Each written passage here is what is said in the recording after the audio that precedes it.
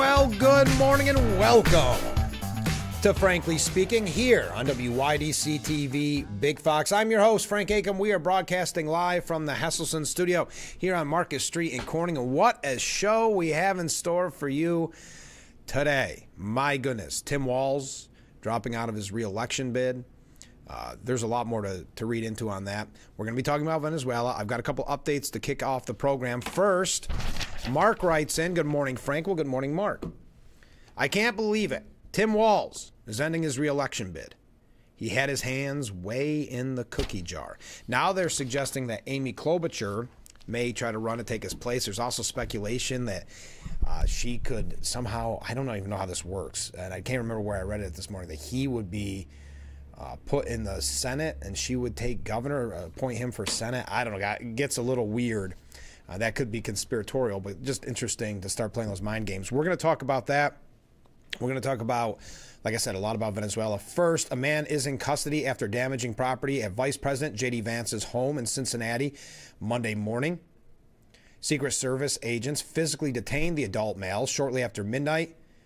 Fox 19 in Cincinnati reported that the suspect had been identified as 26-year-old William DeFore, who, according to jail records, was booked on Monday and faced charges of vandalism, obstruction of official business, criminal damaging or endangering, and criminal trespassing. DeFore caused property damage, including breaking windows on the exterior of a personal residence, according to the Secret Service. The residence was unoccupied at the time of the incident, and the vice president and his family were not in Ohio.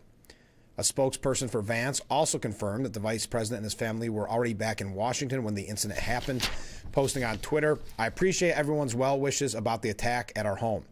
As far as I could tell, a crazy person tried to break in by hammering the windows. I'm grateful to the Secret Service and the Cincinnati police for responding quickly.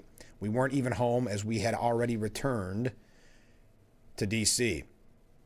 Now, Vance had been in Cincinnati as recently as this past weekend. The spokesperson previously said Vance had returned to Cincinnati after the operation in Venezuela. The spokesperson had said Vance joined Trump administration officials on a secure video conference to monitor the operation throughout the night. Court records show DeFore has faced multiple criminal cases in Hamilton County in recent years, with each proceeding intersecting with findings related to his mental competency. So it could be a mental issue. We're learning that his parents are a prominent millionaire family. He appears, again, DeFore appears to now be going by the name Julia in recent weeks. William DeFore was arrested, this is coming from the New York Post, on Monday after allegedly shattering out the four windows of Vance's home, as I mentioned.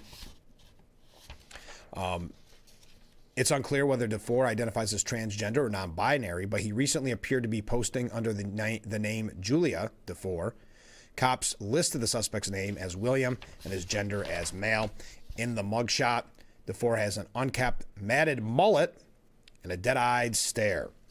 Now, DeFore's father, also named William, is a successful Harvard University graduate. He boasts a decades-long history as a pediatric urologist in Cincinnati and works as a professor at the University of Cincinnati's College of Medicine. The family lives in a $1.3 million house in the city's wealthy Hyde Park neighborhood. The elder DeFore donated thousands to Kamala Harris's failed presidential campaign in 2024 after years of small contributions to a PAC that lobbied for urologists.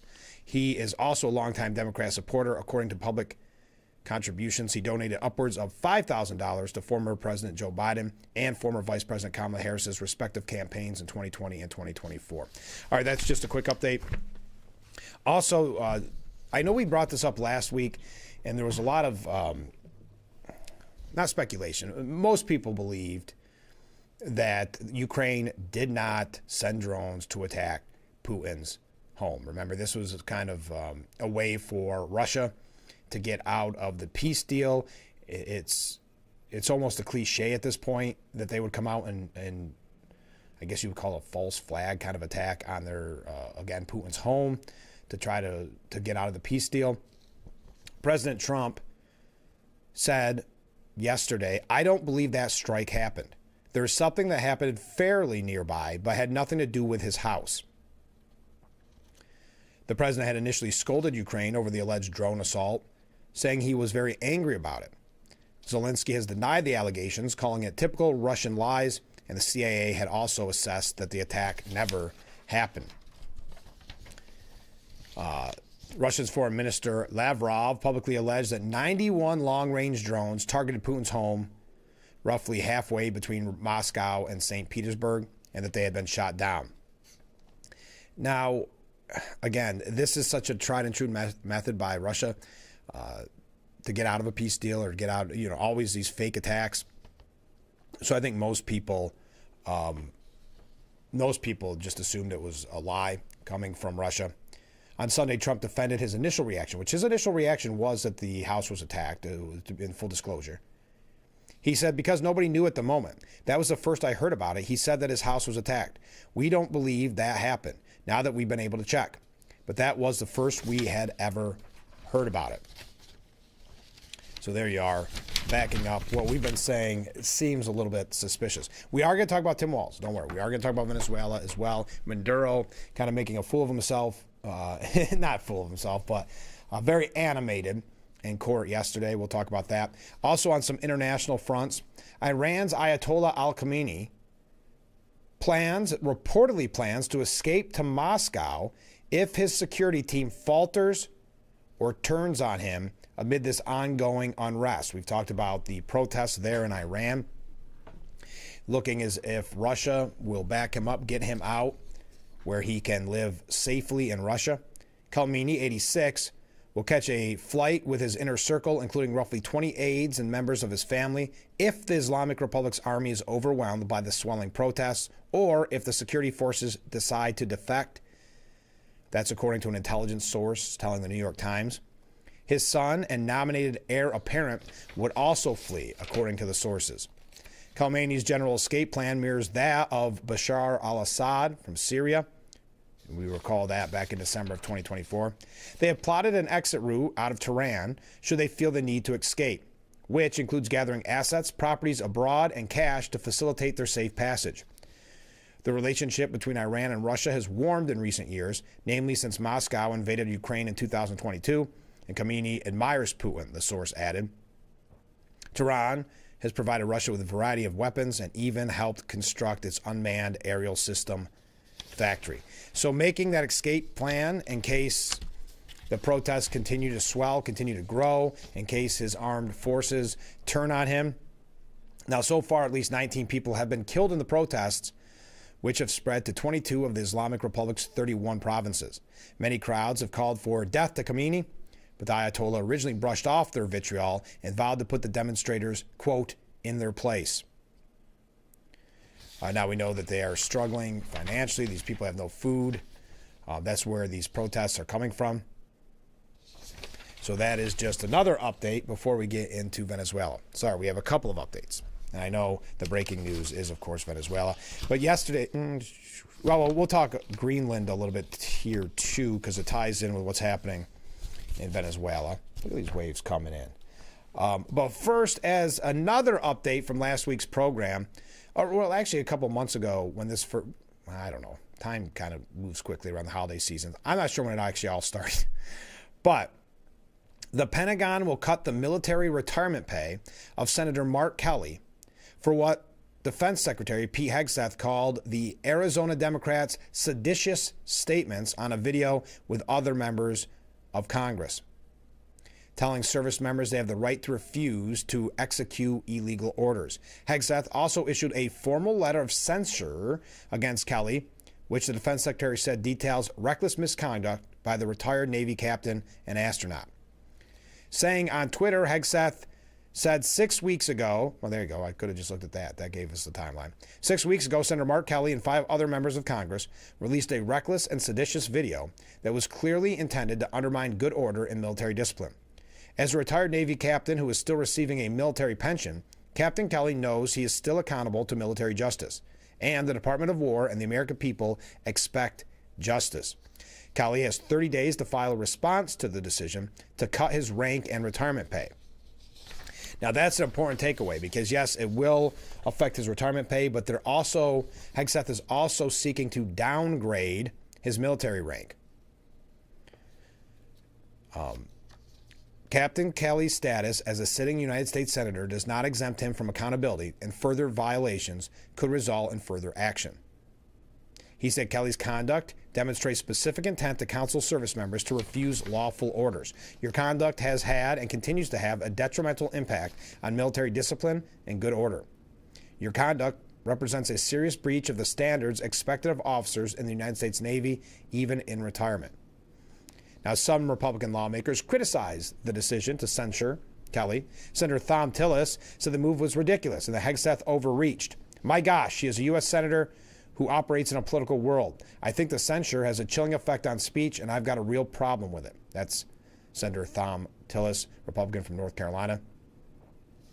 All right, there you are. That's your update on the saga of Senator Mark Kelly. Boy, he was in the news so much around that time. It kind of calmed down a little bit, but we'll see where that is headed, where that goes. I'm sure that he will respond.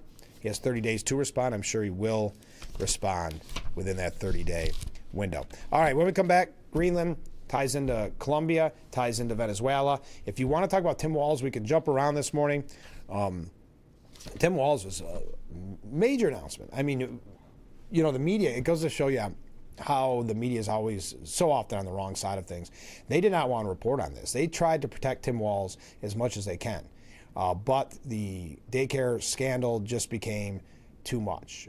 When they finally were forced to report on it, and it was right around the time that President Trump said he was going to cut back daycare funding, that's when they were forced to report on it. We talked about it at the time. Then they had to go back and tell you everything that you missed because the mainstream media was not reporting on it. And so kind of in an embarrassing way, had to say, oh, by the way, in case you missed it, this is what's been going on. Yeah, it's been going on for quite some time. So they were forced to report on it. So then they went after the citizen journalist, trying to destroy his credibility, trying to destroy him. Then when all of that didn't stick, didn't work, now we have Tim Walz stepping away from his re-election bid. That would be for his third term. Now they're saying, be careful what you wish for. They're saying Amy Klobuchar could run. There's also saying, again, I'm not going to say it's conspiratorial. It's a long shot that she could get it because she doesn't have to give up her Senate seat to run for governor. She gets it and then appoints, because she'd be governor, appoints Walz to the Senate. All that is a possibility. Whether or not it'll happen is another thing, but something to keep on your radar. All right, let's take a short break. We'll be right back with Frankly Speaking here on WYDC TV, Big Fox. An albino baby buffalo was born. Nearly 500 kilos of cocaine has been seized in a bus. Day one of the National Glider Competition. The free Talk They Hear You mobile app and Screen for Success tool can help you turn everyday situations into opportunities to talk with your kids about alcohol and other drugs and identify if they need more support. Download the app today and keep your kids safe and healthy. We are the keepers of the wild, America's original and most invested conservationists. For more than 80 years, we've been committed to conserving wildlife and the natural landscapes that define our nation. From rugged alpine ridgelines to peaceful tall grass prairies, we've supported the conservation of more than 36 million acres of American wildlands. Our funding has led to cleaner water, fresher air, and improved wildlife habitat. From abundant fish and waterfowl populations to robust deer and elk herds, nothing is more important than maintaining wild spaces for adventurers to explore and wildlife to thrive. We are America's hunters and target shooters, stewards of the American outdoors.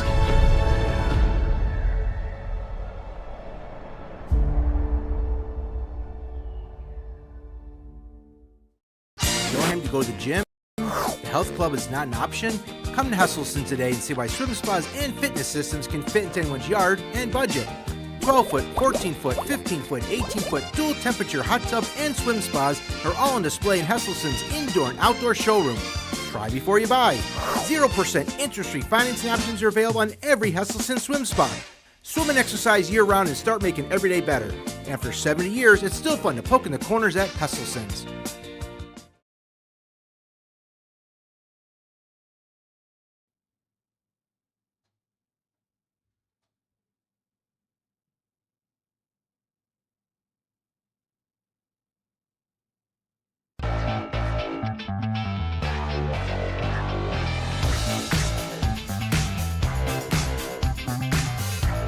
The Frankly Speaking Roof Cam, brought to you by Boss Security in Horseheads. Contact them today for all your business and home security needs. We are back broadcasting live from the Hesselson studio here on Market Street in Corning. Jack writes in and says, Waltz to me seemed odd, like he was nervous, insecure, and insincere with something to hide. He fit right into the party narrative. You know, in Walz's defense, he always seems to me odd, nervous, and insecure and insincere. Go back to that debate, how nervous he was with the debate against J.D. Vance. Just even some of the pictures, especially when the scandal started breaking, the pictures and the kind of the awkwardness of his responses. So I understand your point wholeheartedly. He is just an odd, and that's why it was so funny when you read that Kamala Harris picked him to be kind of the alpha male, to bring in the young men to vote for her. And we saw the awkwardness of him going out hunting. But Greenland. Any U.S. attack on a NATO ally would be the end of everything, said Denmark's prime minister. If the United States decides to militarily attack another NATO country, then everything would stop. That includes NATO, and therefore post-World War II security. She said her government was doing all that is possible, so that is not the case. But Stephen Miller, White House Deputy Chief of Staff for Policy, defended Donald Trump's bullish attitude about acquiring Greenland. It's funny that Greenland's back in the mix. That was quite a topic that we had here for a while on the program. Then it kind of went away, and now it's back.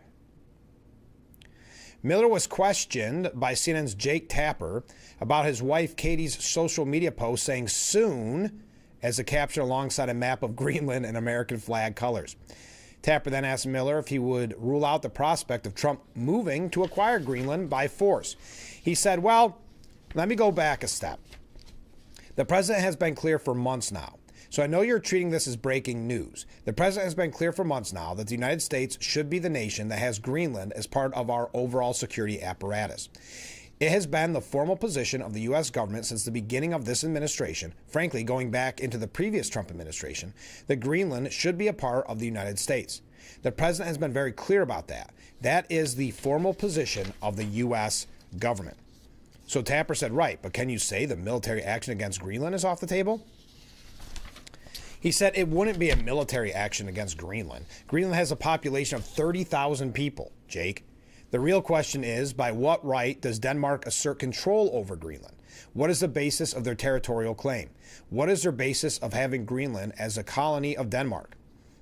For the United States to secure the Arctic region, to protect and defend NATO and NATO interests, obviously Greenland should be part of the United States. And so that's a conversation that we're going to have as a country. That's a process we're going to have as a community of nations. So you can't take it off the table that the U.S. would use military force to seize Greenland, Tapper said. So Tapper just can't drop it. He wants to be the breaking news on it. I think Stephen Miller was pretty succinct with his answer, pretty clear. So Miller chuckled and mocked Tapper, claiming he was fishing to get an exciting headline for his show. Tapper responded he was merely trying to get a straight answer to the question. Miller said the United States should have Greenland as a part of the United States. There's no need to even think or talk about this in the context of that you're asking of a military operation. Nobody's going to fight the United States militarily over the future of Greenland. So there you go. There's your Greenland update. Now, after we saw the arrest of Nicolas Maduro, Colombia's president getting aggressive, suggesting they would take up arms, Colombian President Gustavo Petro issued a stark three-word warning to President Trump. Come get me. Petro said, come get me. I'm waiting for you. Don't threaten me. I'll wait for you right here if you want to. I don't accept invasions, missiles, or assassinations, only intel. Come speak here with intelligence, and we'll receive you and talk face-to-face with facts, not lies. Stop getting lied to by Colombian political mafias who condemned us to 700,000 deaths and made us the world's most unequal country. All right. I don't know if that's you had Maduro dancing and saying he had no cares in the world when Trump was kind of threatening him, and look what happened there. I don't know if this is the direction, if I was Colombia's president, that I would have went down. Come get me. I'm waiting for you here. Don't threaten me. I'll wait for you right here if you want to. All right. Now, Nicolas Maduro was in court yesterday declaring himself a decent man, claiming he was kidnapped while making that first appearance in that Manhattan court. I've got some interesting oddball updates on this. But the 63-year-old deposed dictator, his legs shackled and wearing blue and orange jail garb, entered the courtroom flanked by U.S. Marshals. The ousted South American tyrant, acting as if he still commanded power on the world stage, pronounced Happy New Year in English to reporters packed in the jury box, then again to those in the gallery before greeting his lawyers and making a seat. I'm not going to belabor this point. I'm not going to put it up on the screen. But where do they get their drawers? Would that be the word that you'd say, drawers? Probably not. Where do they get the people that draw the courtroom scenes? Remember, we brought that up back when Trump was going through that trial, and the one with Letitia James and Alvin Bragg, and they're just so bad. I know they have to do it quickly, but boy, they're almost unrecognizable. But I'll continue. Maduro, notorious for torturing, imprisoning, and starving his countrymen while in power, almost immediately interrupted his appearance with a proclamation of his innocence.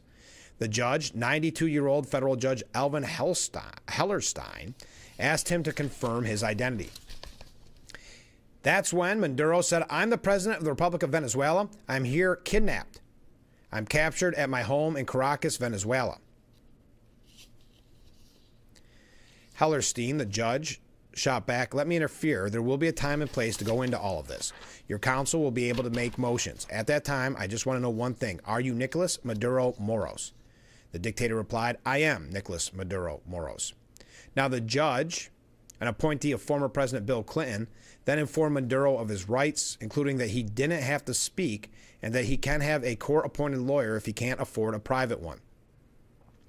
In court with Maduro was legal eagle Barry Pollock, who famously negotiated the release of WikiLeaks founder Julian Assange back in 2024 and is helping to represent the beleaguered Venezuelan dictator, hinting his defense will question the legality of the U.S. actions to capture Maduro in the first place. Maduro, when asked by Hellerstein if he was aware of his rights, responded, I did not know of these rights. Your Honor is informing me of them now, said Maduro. The judge then formally arraigned Maduro on the charges against him, including a range of narco-terrorism, drug and weapons offenses that could carry the death penalty. It's going to be interesting with this judge. I know I'm running late. We'll talk a second about the judge when we return. Not too much about it. Then a couple weird, oddball things associated with this. And then, did you see? Donald Trump must just feel so bad about this. Kathy Hochul, Governor Kathy Hochul, is telling us that she reprimanded the president for doing this, that she gave him a stern talking to. I know that probably strikes fear in the heart of Donald Trump. We'll tell you what she had to say about it when we return. Stay with us. This is Frankly Speaking here on WYDC TV, Big Fox. This holiday season, the perfect gift isn't going to fit under your tree. It's here at Blaze Alexander Family Dealerships in Mansfield. Enjoy the year-end sales event with 0% APR, $0 down payment, and 0 payments for 90 days on select new Ford vehicles. Or on Wrap America's best full-size truck powertrain warranty, 10 years, 100,000 miles on 2026 Ram trucks. And don't miss out on 0% APR on the 2026 Chevy Silverado, 1500, Equinox, and Trailblazer. So save some green off Route 15 in Mansfield, where we're taking the holiday deals the other guys won't. Small businesses are the heart of America. Like you, these entrepreneurs started out with a dream and the drive to build a better life. If you have a small business idea to grow or challenge to face, you don't have to go it alone. Since 1964, SCORE has helped millions of entrepreneurs build their businesses. Today, they are the nation's largest nonprofit source of expert mentoring, resources, and education. Whether you're starting out, building back, or have worked at it for years, SCORE will match you with specialized mentors. Our thousands of volunteers provide the guidance and connections you need for free. Your success is waiting. SCORE is ready to help. Find a mentor today at score.org.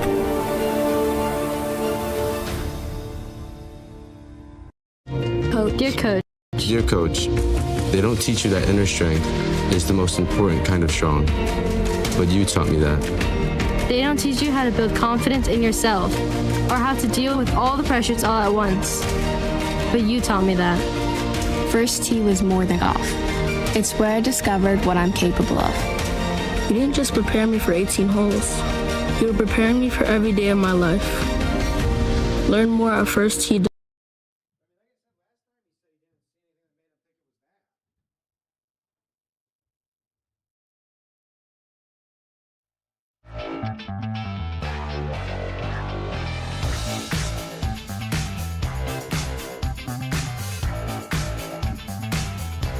The Frankly Speaking Roof Cam brought to you by Boss Security and Horseheads. Contact them today for all your business and home security needs. We are back broadcasting live from the Hesselson studio on Market Street in Corning.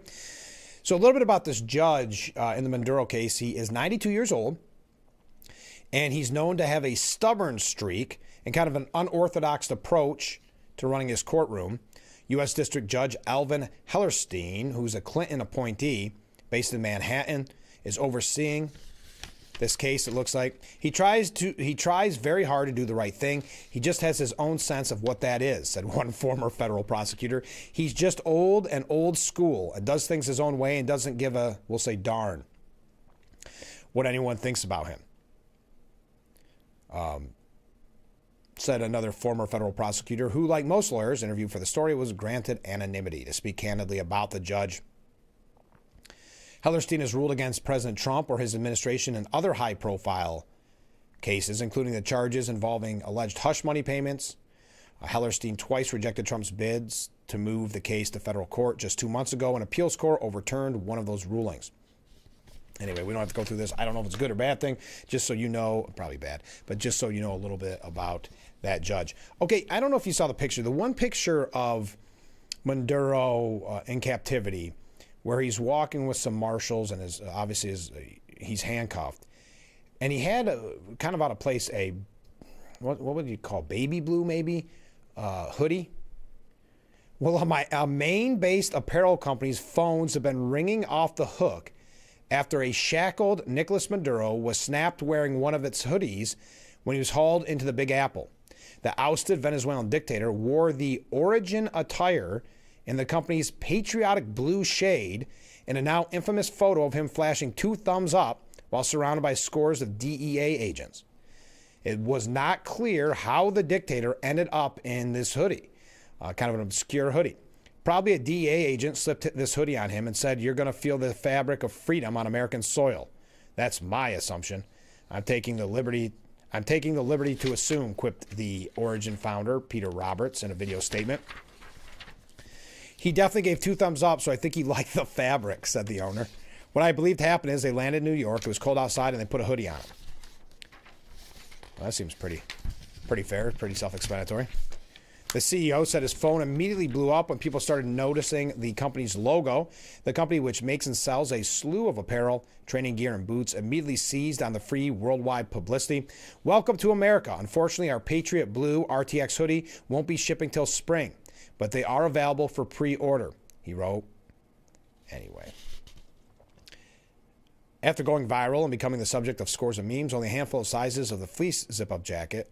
Oh, that's the one that Maduro is wearing on the plane. Retail for $140, remained available on the company's website.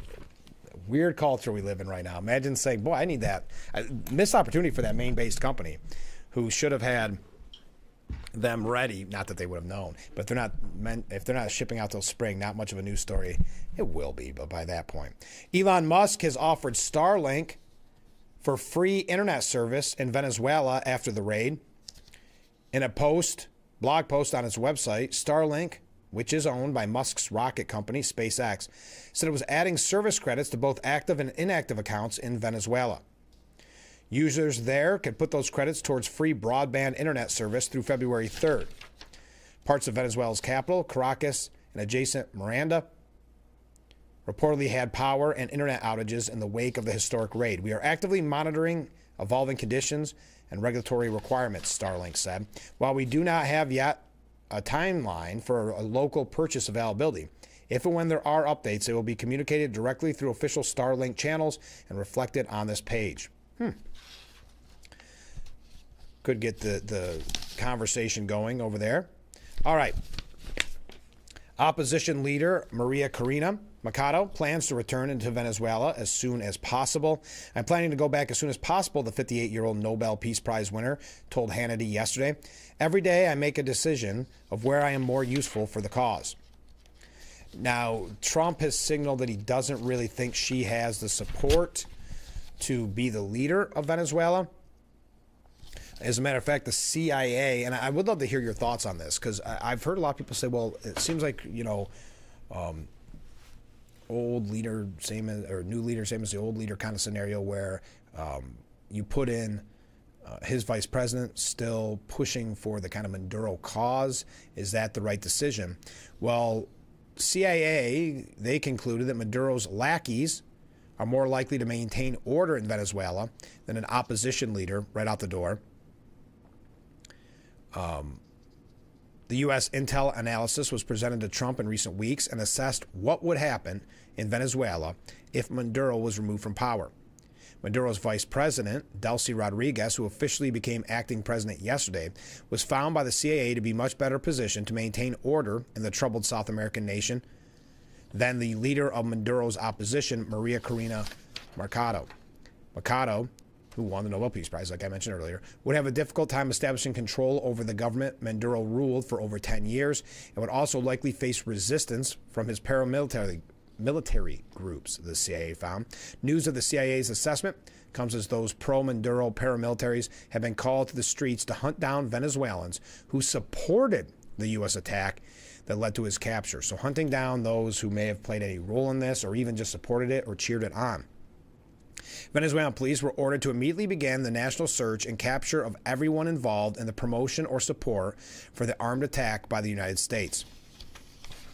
It remains unclear whether police had begun following that order or if the Maduro regime's notorious paramilitary enforcers have been dispatched, but photos began emerging across social media that appeared to show heavily armed and masked civilians patrolling city streets and highways. Now, Trump offered yesterday, I'm moving fast. Do you want to, out of curiosity, do you want to keep going on this? I do want to tell you what Kathy Hochul had to say. We'll probably spend a little bit more time on Venezuela. I do want to get to Tim Walz. We do have a couple New York State updates that I think you're going to find very, very interesting as well that need to be brought to your attention, and some local, very local updates as well. All right, we got to take a break, though. When we come back, Trump offers his first timeline. Then I'm going to go through, I know I did this yesterday, we're going to go through some of the talking heads, what they had to say. You know, we've got Democrats, we've got Republicans, what their thoughts on the capture of Maduro and the subsequent beginning, I guess, of the legal process yesterday. We'll tell you about that. When we return, stay with us. We're just getting warmed up. This is Frankly Speaking here on WYDC TV, Big Fox.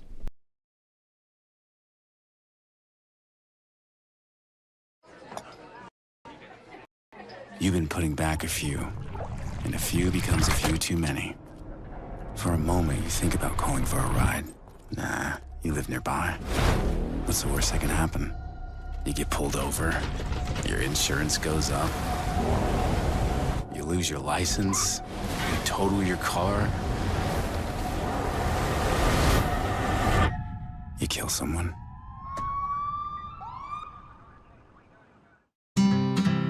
Give kids time. Just 5 minutes a day. Ask them how they're feeling. And listen. Do you worry about how much someone drinks? Do you feel neglected or unloved? If you answered yes to any of these questions, you are not alone. Al-Anon and Alateen can help. Call 1-866-200-0223 or visit alanon.org/help. Did you know that children growing up with poor air quality have smaller lungs and higher rates of asthma than children that grow up with good air quality? And unfortunately, poor communities have poor air quality. IQ Air Foundation is working to change this. Today, the IQ Air Foundation provides filtration technology to schools with poor air quality through our Clean Air for Kids program. Our goal is to help over 50,000 school children every year breathe over 90% cleaner air indoors, helping to level the playing field, reduce barriers to learning, reduce sick days, and increase test scores. Mitigating poor air quality is key to environmental justice. Help clean air for kids reach more children at IQAirFoundation.org.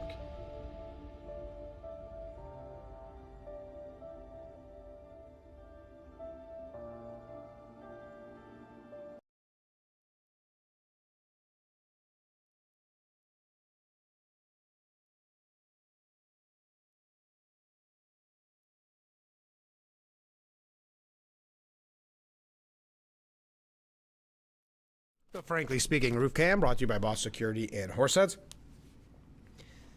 Contact them today for all your business and home security needs. We are back broadcasting live from the Hesselson's studio. So President Trump predicted Monday that in less than 18 months, American oil companies will have an increased presence and could already be up and running in Venezuela. I think we can do it in less time than that, but it'll be a lot of money. A tremendous amount of money will have to be spent, and the oil companies will spend it, and then they'll get reimbursed by us or through revenue. Bondi says that Trump saved countless lives in Venezuela dictator Maduro's capture operation. This was on Hannity's program yesterday, saying that it was not just about drugs. Nothing is off the table. These people must remain behind bars. They're responsible for the loss of so many lives, and these aren't street-level drug dealers. They are narco traffickers.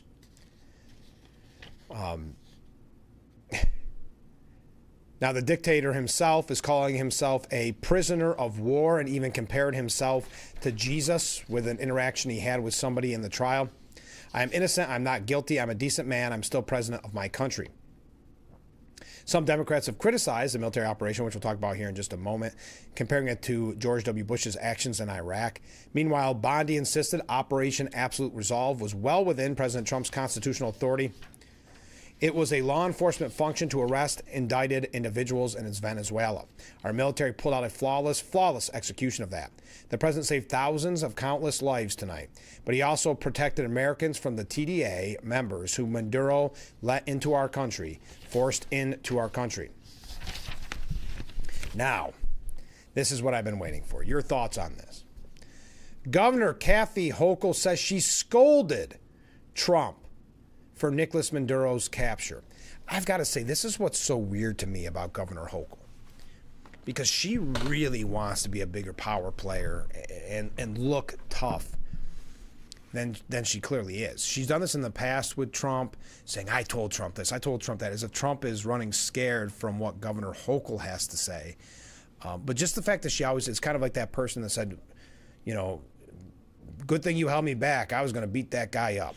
It's one of those scenarios. Well, no, you weren't. Well, here's a scenario. What, you think you're scaring President Trump? Kathy Hochul said she ripped President Trump for acting without congressional approval. So you've seen a lot of Democrats commenting and going after Trump on this, which whatever. I think there's a piece we may get to later. I think it makes them look foolish. It makes them look like, again, they're for the criminals, for the drug traffickers. But anyway, we'll put that aside. So a lot of people have criticized Trump, even Rubio saying, who was it that was asking, why didn't you get all the people that were supposed to be arrested? There could have been 5 or 6 other people in his inner circle. And he basically, I'm paraphrasing, but said, you guys don't like the fact that we took 2 out, and you think I'm going to get 5, 6 out? Anyway. So a lot of criticism by Democrats to the president, and I guess Kathy Hochul feels that she's the resounding voice. She's the voice that's really going to change Trump and Republicans' attitudes. That's what I mean with her. I don't even know if it's a delusion of grandeur. I don't know what the term would be. It's she wants it so bad that it comes off looking pathetic. But I'll continue. She said she ripped President Trump for acting without congressional approval after he called her on Monday. The Democrat governor also bizarrely claimed credit for sparking the nationwide No Kings protest movement against the Trump administration as she celebrated the 1-year anniversary of congestion pricing. This is what I mean. She wants it so bad, that she wants to be a power player, that she wants to be really to the level, whether or not you like what I'm about to say, but to the level of Andrew Cuomo, where people did sort of fear him, even people in his own party.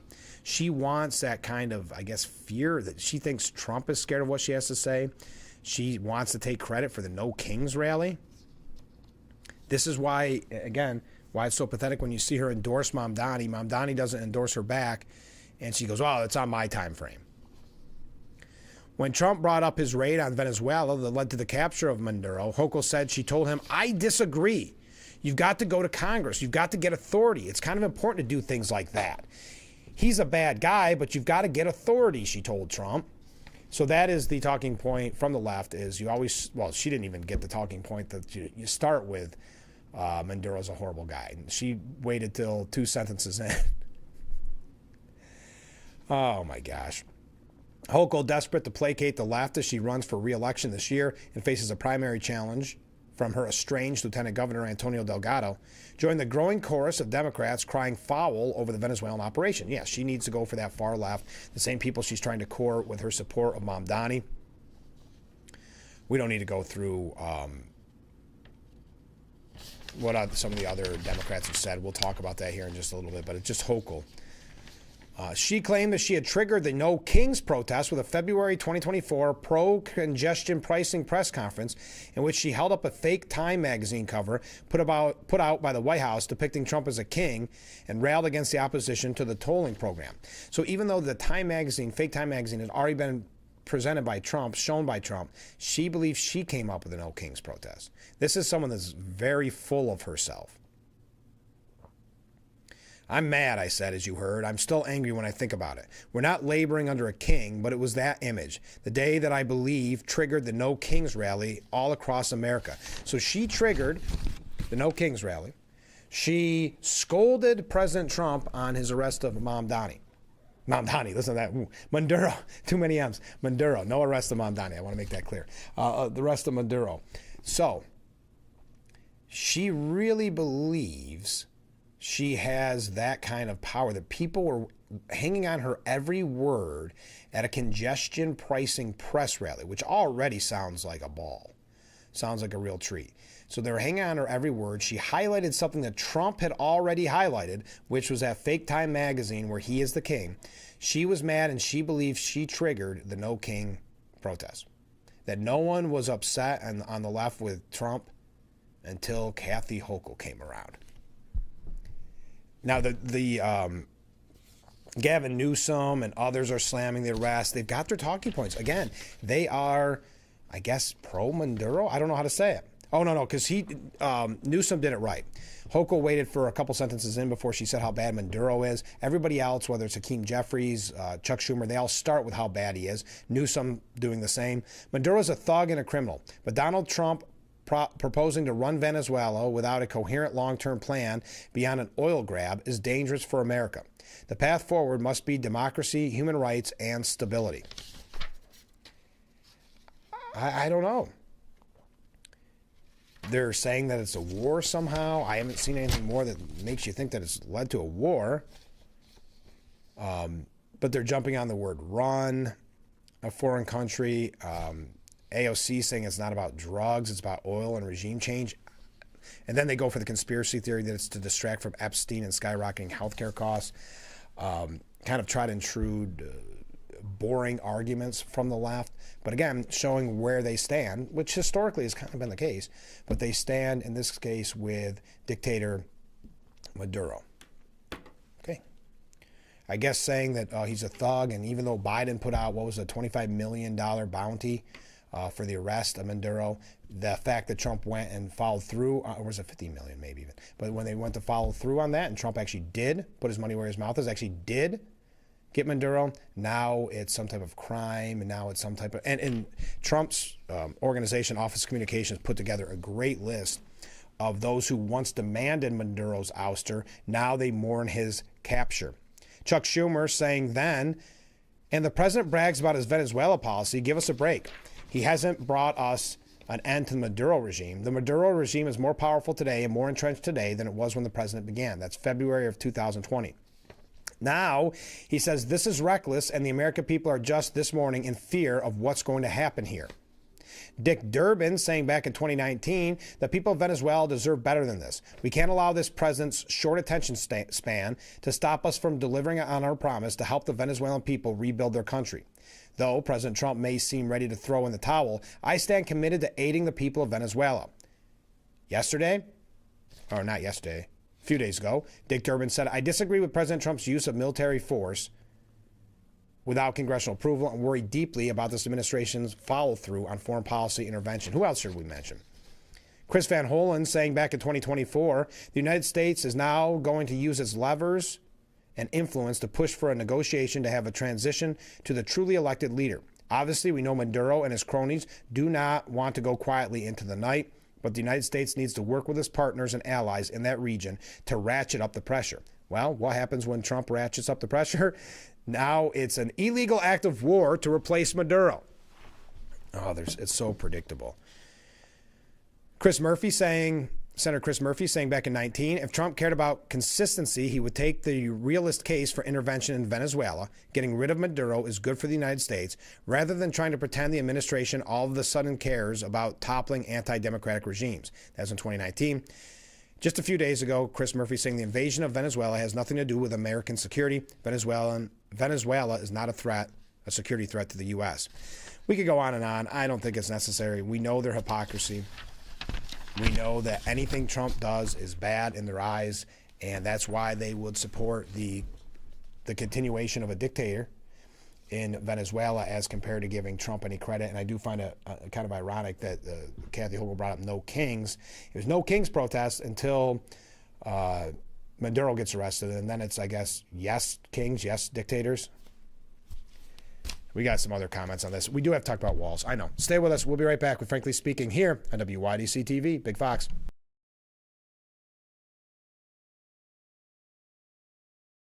In the heart of nature, collisions happen when you least expect them. Deer hits can turn a tranquil drive into a chaotic moment. When the unexpected happens, turn to Scott's Collision. At Scott's Collision, we understand the frustration of unexpected encounters with wildlife. From dense to more extensive damage, we've got you covered. When nature and your vehicle collide, trust Scott's Collision to bring it back to life.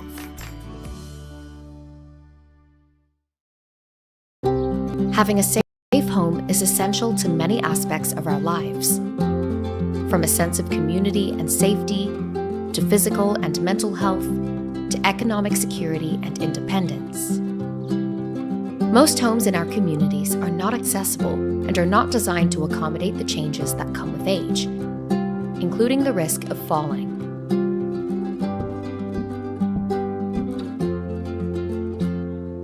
The Older Adults Home Modification Program helps reduce the risk of falls, improves safety, and increases accessibility and independence. Through this program, Rebuilding Together works with older adults to provide no-cost preventative home repairs so our neighbors can safely age in place in the homes and communities they love. To learn more, visit rebuildingtogether.org/safeathome.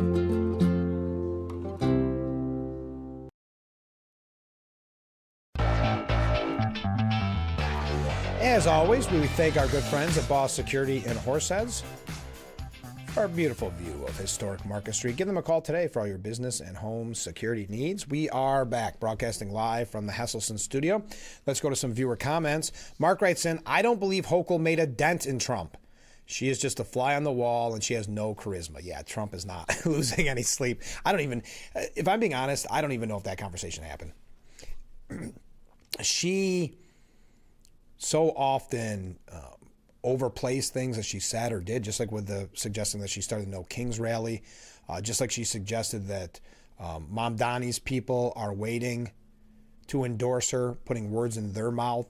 She has no problem playing fast and loose with the facts, we'll put it that way. So whether or not she even talked to him, I don't even know if I accept that. She just thinks that makes her look more important than like a Gavin Newsom or somebody like that, because Gavin Newsom's just tweeting it out or just saying it during an interview. She said it directly to Trump. Comment from a different viewer. Tell us what Hochul has done to make New York great again. Nothing. I guess it's easier to play to her base and blow smoke than to do her job. And also, she's so scared of the far left because of the primary, but also perhaps another primary or a third party scenario with the Democrat Socialists of America. So she's so concerned with that she is playing to the far left. And that's what we were fearful of once Stefanik stepped away from the governor's race. We had said at the time, this makes it very concerning that where will Hochul go? Will she go farther left? Because she has no guardrails now. She has no reason why she can't, and she really wants that support from the Democrat Socialists of America. This is somebody we haven't heard from in a while. Senator John Fetterman from Pennsylvania.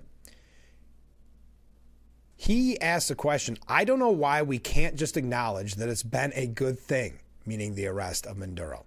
We all wanted this man gone, and now he is gone. I think we should really appreciate exactly what happened here. He described the operation as appropriate and surgical, noting that Maduro was taken into U.S. custody to stand trial, not assassinated or, quote, disappeared. And it was less than a year ago, President Biden raised the bounty to $25 million. And he raises a point, and we heard it from an anonymous source in kind of a far left outlet. I think it was Axios maybe, where they said, can't we just acknowledge it? We look foolish, meaning the Democrat Party. We look foolish when we can't just acknowledge when something is good. I mean, yes, can't you say, you know what, 99.9% of the time we're attacking Trump on every little thing that he does? Can't we have one where the American people say, this seems like a good idea? Can't we embrace one and say it was a good idea? No, they can't. And they look, and I think it was Liz Peek who said it just makes them look foolish. We may bring that up. I don't want to talk all about this because Tim Walz is definitely a very big issue. Debbie Wasserman Schultz, having trouble with it this morning, said in Venezuela, we swapped one head of the snake for another in Venezuela. Okay. The Mexican president doubles down on the rejection of Trump's arrest of Maduro and blames the U.S. for her country's cartel problems. Mexico reaffirms a principle that is not new and historic, rejecting the intervention in other countries' affairs. Unilateral action and invasion cannot be the basis for international relations in the 21st century. They don't lead to peace nor prosperity. Mexico does not belong to a doctrine or another country. So she ends up blaming us for the drug cartels. Sonny Hoiston, we got to take a break. Stay with us. I know this show is going fast this morning. I got so much I want to talk about with Walls, and I apologize that I've spent this whole time on Venezuela. We just have a couple last quick things on this. Get your last minute questions in for hour number 1, and we'll be right back. An albino baby buffalo was born. Nearly 500 kilos of cocaine has been seized in a bus. Day 1 of the National Glider Competition. I was diagnosed at 65. 37. Earlier than most. Every 9 minutes, someone is diagnosed with Parkinson's disease. And every one of them can turn to the American Parkinson Disease Association. Visit apdaparkinson.org to learn more and show your support today. You can just keep watching and scrolling, and the world will still feel like it's falling apart. Widespread misalignment. Highest hospitalization.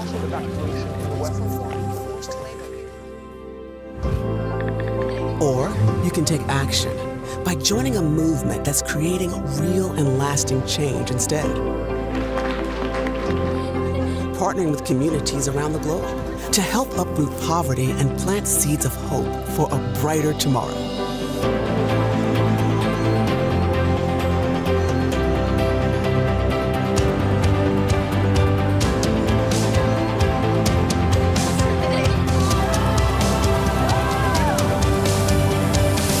Because at World Vision, we believe that no situation is hopeless. Join a movement that's changing the world for good. The Frankly Speaking Roof Cam brought to you by Boss Security and Horseheads. Contact them today for all your business and home security needs. We are back broadcasting live from the Hesselson's studio, wrapping up our number 1. The View co-host, Sonny Hoiston, calls Maduro's capture a kidnapping and accuses the United States of piracy.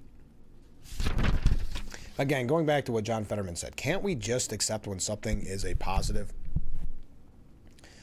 Pat Ryan, representative from New York, accused Marco Rubio of lying to Congress by failing to disclose the Trump administration's plan for regime change in Venezuela. Ryan made the charge on CNN, where Dana Bash asked about Rubio calling criticism of the mission a phobia. Bash said he's saying Venezuela doesn't look like Libya, doesn't look like Iraq, it doesn't look like Afghanistan, and so the analogy is wrong-headed. Ryan said, the same thing were said. I remember I was a cadet at West Point in the lead up to the war in Iraq. The same things were said about Vietnam when comparisons were made in a similar way. It is such chicken hawk baloney from Rubio, who's not served a single day in uniform, to dismiss that as a phobia.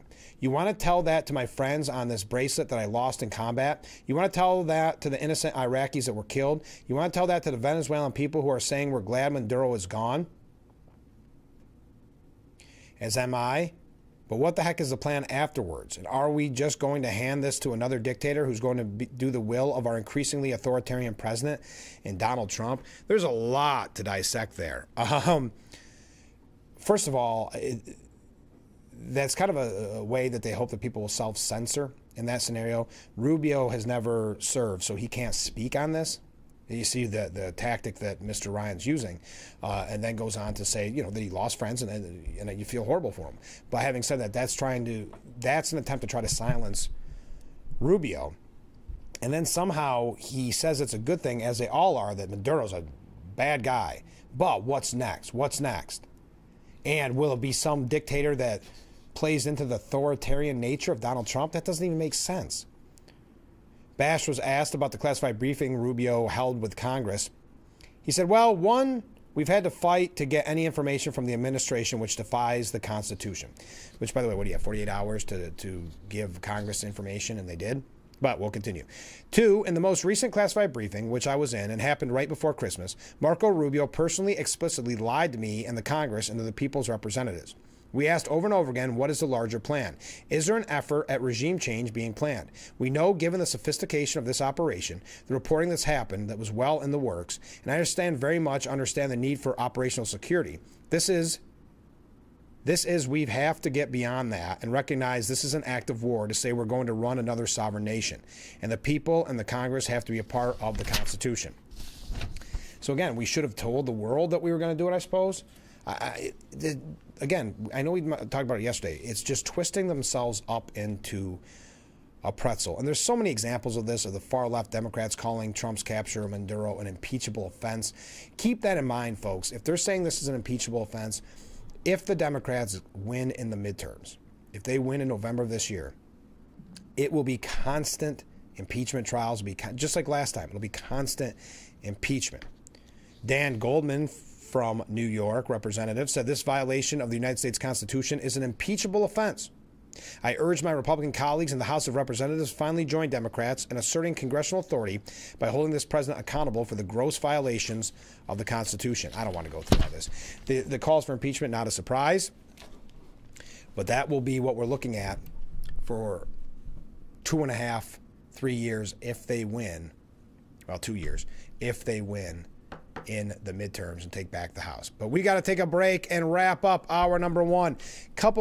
Just one other thing I want to bring up about this, then we'll talk about walls. If we have a chance at the end of the broadcast, we may bring up more about Venezuela, but I think we've covered probably enough Venezuela, but I think Tim Walz is probably something you may be more apt to want to talk about. But let me know. Keep those comments, keep those waves coming in, and we'll be right back after this.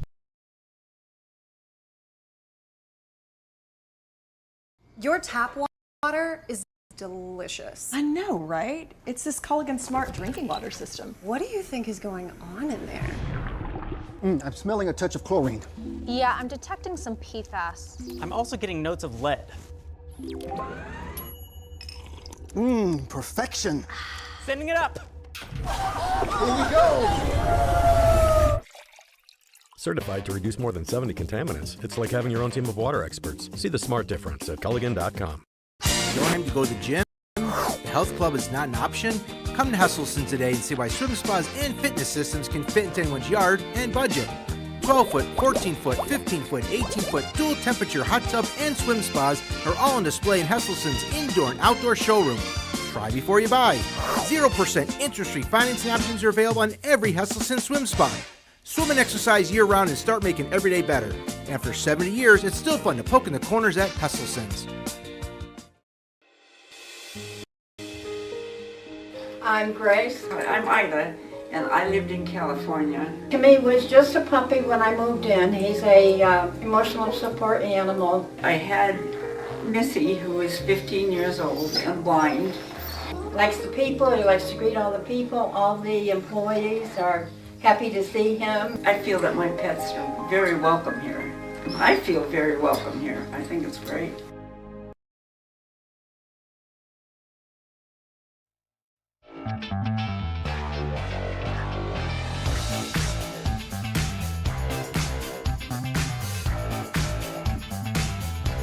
And we welcome you to hour number 2 of Frankly Speaking here on WYDC TV Big Fox. I'm your host, Frank Acom. We are broadcasting live from the Hesselson's studio, and I'm so glad you've joined us. We have been talking about Venezuela most of the morning. I've got one last piece I think you're going to find interesting. We'll bring up on it. Then we're going to talk about Tim Walz. Were you shocked? I know I reported on it yesterday that there was speculation that he was going to drop out because he had this press conference coming up. Some, myself included, thought perhaps maybe he's just going to be defiant because he was attacking the citizen journalist who exposed this, kind of exposed the extra, if you will, to the world. He was criticizing him just a day before, so I wasn't exactly sold that he would step back from his re-election campaign, but of course that is what he did. We'll talk about that in a moment. But Liz Peek said, by arresting Nicolas Maduro, President Trump has again thrown American enemies and his critics into disarray. His continued bold defiance of convention and expectations reminds the world he will stop at nothing to protect America's interests. The fallout from the U.S. military attack on Venezuela and the extraction of one of the globe's most dangerous drug lords is still spooling out. But there are 3 likely outcomes that are underappreciated and may prove consequential. 1. First, the law enforcement and military operation could determine who succeeds President Trump as a GOP contender in 2028. The controversial event showcases an ongoing divide, not only in the MAGA movement, but also in the White House. Trump announced the arrest of Maduro, flanked by Secretary of State Marco Rubio and Secretary of War Pete Hegseth. J.D. Vance was nowhere to be seen. The vice president was at his Cincinnati home the day of the Venezuelan operation. Did Vance's absence indicate that isolationist MAGA types disapproved of the Venezuela incursion? Some of the more vocal members of that group, like Candace Owens and Marjorie Taylor Greene, lambasted the attack. Could this be the issue that determines the Trump secession battle? I would disagree with that. I think Liz Peek kind of overstepped on that one a little bit. There was, at least according to J.D. Vance's people, they did not want to send any message to Venezuela that when he was getting in the armed vehicles, but the limo, taking him to the White House or Mar-a-Lago, they didn't want to kind of signal that there could be something up for security reasons.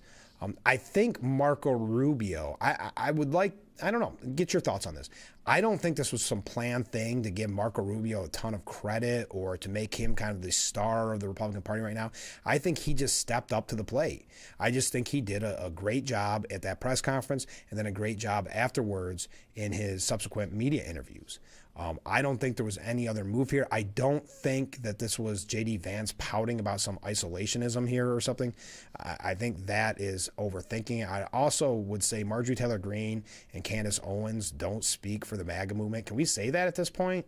But I'm not trying to criticize Liz Peek. I don't mean it to sound that way. But let's continue. 2, the arrest of Venezuela's chief drug lord could trigger a massive political shift throughout Latin and South America. Cuba depends on Venezuela for oil and funds, providing tens of thousands of security personnel in exchange. Without that support, Cuba may fail, opening the door to a more pro-U.S. government.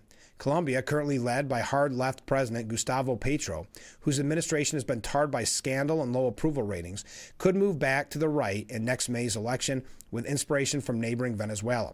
Just weeks ago, Chile elected Jose Antonio Cast, a hardline conservative who ran on secure borders and safer streets and won 58% of the vote over his Communist Party rival.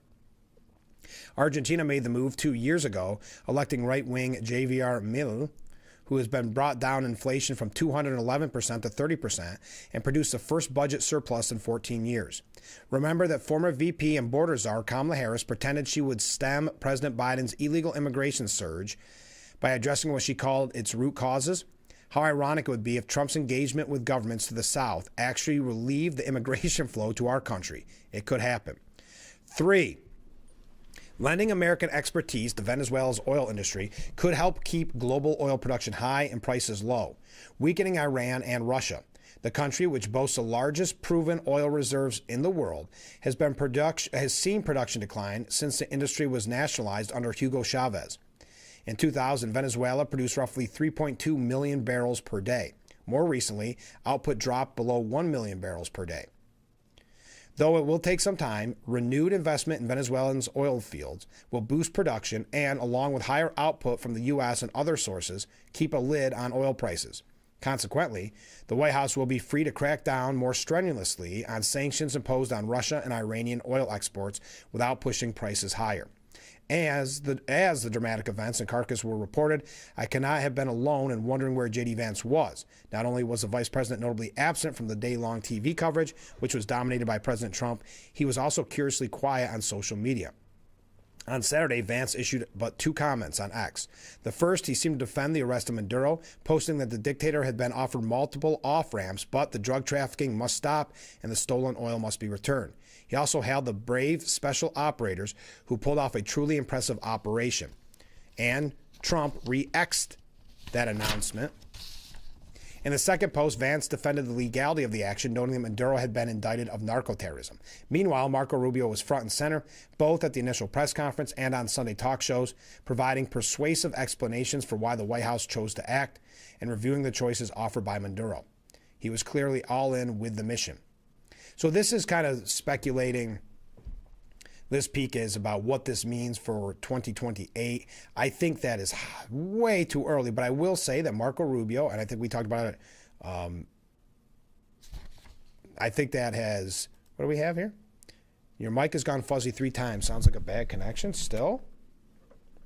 Sounds good in my headphones. Mark, let me know. Anybody else having that problem where it sounds like my mic is, maybe I brushed up against it or something? I don't know.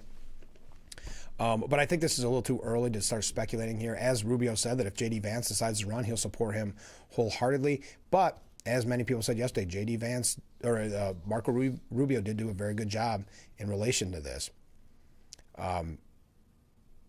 Now, Rubio does not share Vance's isolationist tendencies. He's a hawk, and as someone with Cuban heritage, he's especially well-suited to lead the charge in pursuing American interests in Latin and South America. He will be extremely visible in attempting to restore order and install a more pro-American government in Caracas. Should he succeed, his stock will rise. If Venezuela descends into anarchy, Rubio is at risk. Democrats are reflectively outraged that Trump had the audacity to arrest Maduro. They look foolish, especially since a year ago, President Biden offered $25 million in reward for information leading to the arrest of the indicted drug lord. It's almost as though they are not serious people. There you go. That's Liz Peek. All right, let's talk about Tim Walz, shall we? Keep those waves, keep those comments coming in. If anybody else has noticed any kind of mic issue, please let me know. It sounds fine in my headphone, but I would like to know. So Tim Walz abruptly, though it was speculated on this program yesterday, abruptly drops out of the Minnesota governor's race. This would have been his running for a 3rd term. It comes on the heels of this scandal, which could be in the billions and multi-billions of dollars of taxpayers' money swindled under his watch. Boy, I got to ask, when they're vetting him to potentially be the next vice president of the United States, did they not look into this? Was there no conversation?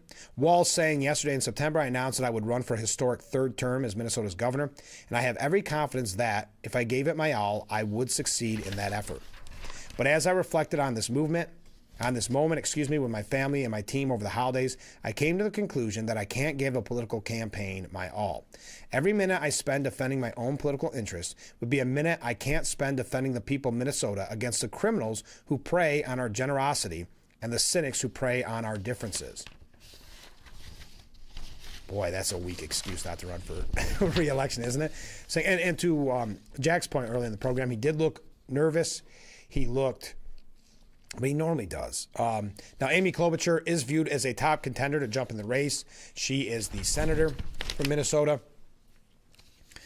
President Trump yesterday predicting that Tim Walz may not finish out his full term, that he may leave office before that. Trump wrote on a Truth Social post yesterday, Minnesota's corrupt governor will possibly leave office before his term is up, but in any event, will not be running again because he was caught red-handed, along with Ilhan Omar and others of his Somali friends, stealing tens of billions of taxpayers' dollars. I feel certain the facts will come out, and they will reveal a seriously unscrupulous and rich group of slimeballs. Governor Walz has destroyed the state of Minnesota, but others, like Governor Gavin Newsom, J.B. Pritzker, and Kathy Hochul, have done, in my opinion, an even more dishonest and incompetent job. No one is above the law. Wow. Well, I guess Hochul's stern talk to President Trump about the arrest of Maduro didn't sink because it didn't scare Trump, because he had the audacity to bring up that power broker, Governor Hochul, in his tweet here. But J.B. Pritzker's been kind of quiet lately, too. Isn't that kind of interesting? Huh. But no one is above the law, Trump said. So it will be interesting to see where this leads with Ilhan Omar. There's been questions about her newfound wealth, going from essentially broke to, what, $30 million in the bank? Just something to keep in mind. Yeah, well, we'll fix it. All right. But it has gone fuzzy a few times, my mic, huh? I appreciate that. Thank you for giving me the heads up. Distorted audio that lasts around 8 to 10 seconds. It goes away for most of the time. I noticed what happened during a break also. Okay. That could be something more computer-wise. Thank you. Mark writes in, I think all blue states with blue governors, including New York, should be investigated for fraud. I think, well, Trump, not to jump ahead, but I am going to jump ahead, Mark. You gave me the window to do so. Trump announced yesterday that he's cutting off $10 billion in funding to 5 blue states for childcare, social services, over what is real concerns over fraud. We'll tell you where those 5 blue states are, then we'll get back into Tim Walz, but we got to take a break before we run too late. Stay with us. We will be right back after this.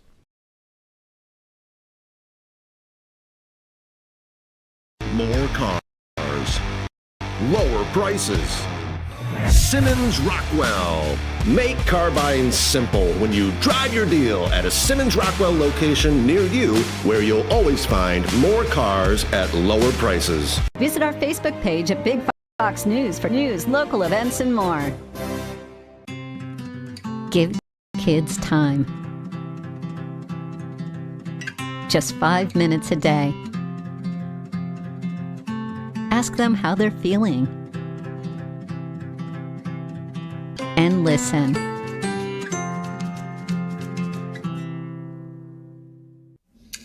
When I have an asthma attack, I feel scared.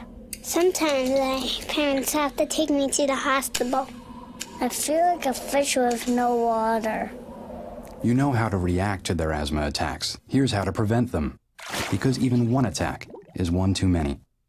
You make everything harder. You're a pest. Nobody wants you, nobody likes you. You are just full of raising questions and never having an answer. If I can face MS, I can face anything. A cure for me would be to go back to where I was. A cure would stop you dead in your tracks. And when we get you, it's going to be a great day. It ends here. MS ends with us.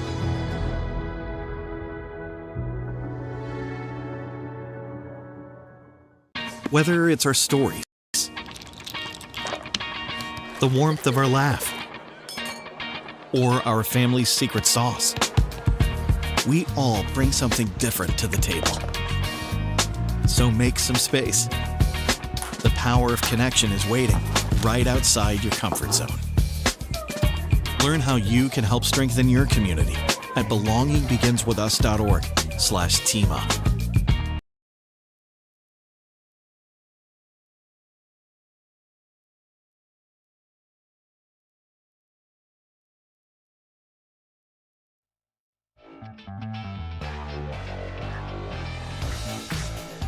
The Frankly Speaking Roof Cam, brought to you by Boss Security and Horseheads. Contact them today for all your business and home security needs. We are back broadcasting live from the Hesselson studio. I'm so glad that you've joined us this morning. We've got so much more to talk about in regards to Tim Walz, and I think a kind of a cool local story, and then a couple New York State updates. And we can always go back to Venezuela if you would like. Feel free to weigh in on any of the issues of the day. But as I mentioned to Mark, so the Trump administration is cutting off more than $10 billion in social services and child care funding meant for a handful of Democrat-led states over concerns that the benefits were fraudulently funneled to non-citizens. The Department of Health and Human Services will freeze taxpayer funding from the Child Care Development Fund, the Temporary Assistance for Needy Families Program, and the Social Services Block Grant Program. At least $7.35 billion in TANF money will be prevented from going to, are you ready? California, Colorado, Illinois, Minnesota, and you guessed it, New York. The CCDF funding block of nearly $2.4 billion affects all of those states as well. So until something is done to look into this, and if you look at what happened in Minnesota, you can't just waste taxpayers' dollars. Now, Senator Kirsten Gillibrand blasted this decision. To use the power of the government to harm the neediest Americans is immoral and indefensible. This has nothing to do with fraud and everything to do with political retribution that punishes poor children in need of assistance. I demand that President Trump unfreeze this funding and stop this brazen attack on our children. You demand it? Okay. Sounds a little bit like Hochul there, doesn't she? I told Trump. I gave Trump the what for. All right. We don't have to go through the history of that. But Tim Walz, yesterday, the big news, he is not running for re-election. Now, as I said, and now this is just a fun political game. I don't think there's anything to it. But the idea is that Amy Klobuchar runs for Minnesota governor. She will not have to give up her Senate seat. So if she loses, she's right back to Senate. Not a problem. If she wins, someone has to take her place in that Senate seat. Will she then turn around and give it to Mike Walz? Tim Walz, excuse me. Mike Walz. I know, the Walz name got me. Excuse me. Tim Walz. How soon we forget after that presidential run, and what an amazing job he did. Klobuchar said Governor Walz made the difficult decision to focus on his job and the challenges facing our state rather than campaigning and running for re-election. He has always dedicated his career to delivering for Minnesota, for providing school breakfasts and lunches to our kids, to passing gun safety legislation, to maintaining our state's AAA bond rating. He is a true public servant. Yeah, true public servant. If you look at the spending and what he did to that budget, it's amazing. We talked about it in the past. Now, Walz had previously met with Klobuchar on Sunday. Details of the discussion was not clear. Walz had launched his re-election bid last September, seeking to become the first incumbent Minnesota governor to notch a third consecutive term since terms were expanded to 4 years back in 1963. I don't have to go through his whole statement. But yes, the kind of, if you're a wonky political person, that's something that is being reported by, again, just people trying to pique your interest and saying, what if she does win governor? Because it looks like Walz may support her. She does win governor, and then she appoints him to Senate. Now, if she were to enter the gubernatorial race, Klobuchar would join 3 of her Senate peers in running for governor. Senator Marsha Blackburn, Tommy Tuberville, and Michael Bennet. They're all running in different areas, of course, but running for governor. Klobuchar has won all of her Senate bids by double digits. Interesting. Now, the Republican Governors Association released a statement about the dropping of the re-election bid by Tim Walz. After presiding over one of the biggest fraud scandals in history, it's no wonder that Tim Walz is being forced to drop his re-election bid. Walz's failed leadership is emblematic of Minnesota Democrats' agenda, and whoever Democrats choose to replace Walz with at the top of the ticket will need to defend years of mismanagement and misplaced priorities. National Democrats selected Walz as their vice presidential nominee and potential future presidential candidate, pinning all their hopes and dreams on him. Now Walz will exit office disgraced and taxpayers robbed. This scandal isn't just reflective of Minnesota Democrats. It is the banner of the Democrat Party nationally, and it's clear voters have had enough. That's from the Republican Governors Association. Now, Daniel McCarthy, there's a couple of interesting pieces on this, and we're going to tie it in with some other issues. I want to get to some local issues, but Daniel McCarthy says Tim Walz is going away, but the Democrat Party's Tim Walz crisis isn't. That's a good point. Federal prosecutors estimate that Somali daycare scam and other frauds perpetrated under his watch cost taxpayers up to $9 billion. A constituency with that kind of money can be a big help to a state politician or a national one for that matter. Over the years, Walz and his party have received plenty of campaign cash from the Somali community, a loyal and influential bloc in Minnesota Democratic politics. The fraud was no well-kept secret, and independent journalist Nick Shirley easily exposed it. But whistleblowers who tried to raise the alarm earlier were ignored and even allegedly harassed. It wasn't convenient for Walz and friends to notice what a key constituency was up to. And David Marcus actually puts it this way.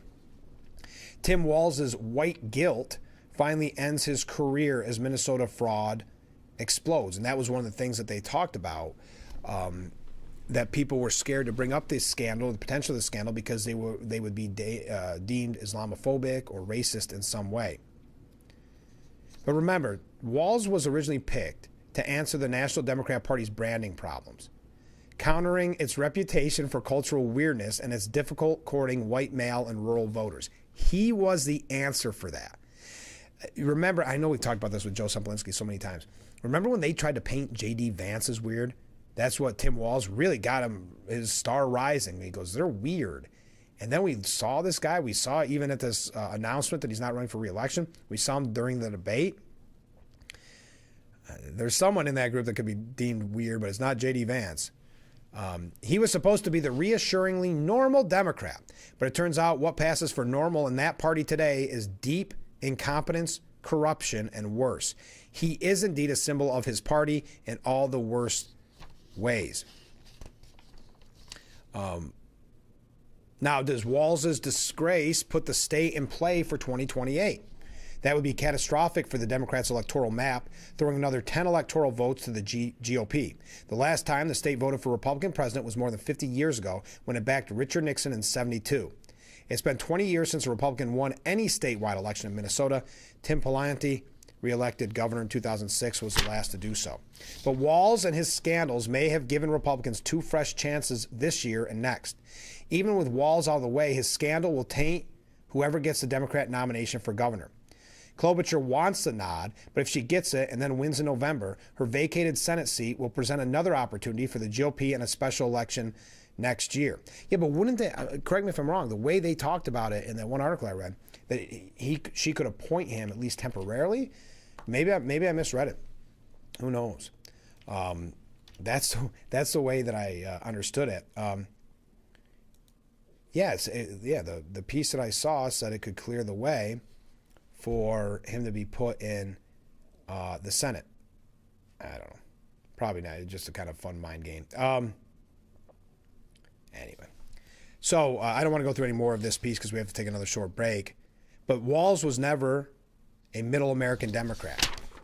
He was just a bland-looking white guy whose politics were as far out as those of anyone else in his party. Another Walz won't win Democrats' white male or rural voters, even if he's scandal-free. The Democrats' problem isn't with the way their candidates look or sound, it's what they believe and do. And there won't be a Democrat who can match the appeal of Republican populism until there's one who dares take the populist side on immigration and cultural norms. That kind of Democrat, if he or she exists at all today, would be the opposite of Tim Walz. All right, keep your comments coming in. We got to take a short break. Stay with us. We'll be right back.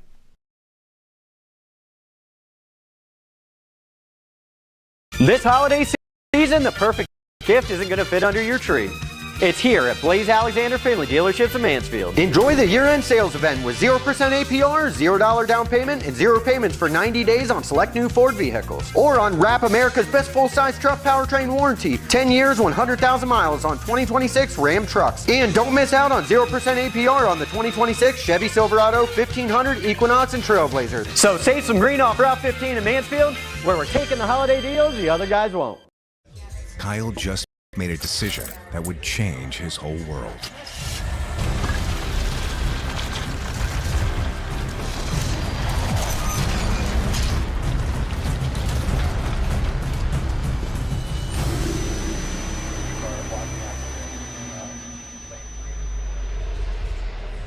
Hey, you're sober? You drive. Kyle just made a decision that would change his whole world. Drive sober or get pulled over. There have always been a few, ready to fight and win. Since 1775, these few have been Marines, and they come from across this land to defend the future of our nation. This year, our Corps celebrates 250 years, and Marines are proud to serve this country, each other, and all that is still to come for America. Kids aren't the only ones drowning in social media, but teens are definitely the most attached to their phones, which is not all good. Kids who spend too much time texting and posting are more likely to feel isolated and depressed. No one is saying throw your phone away, but once in a while, try actually calling somebody. Talking is even more social than social media. For more clues on how to clear your head and brighten your outlook, try visiting one more site. Your life.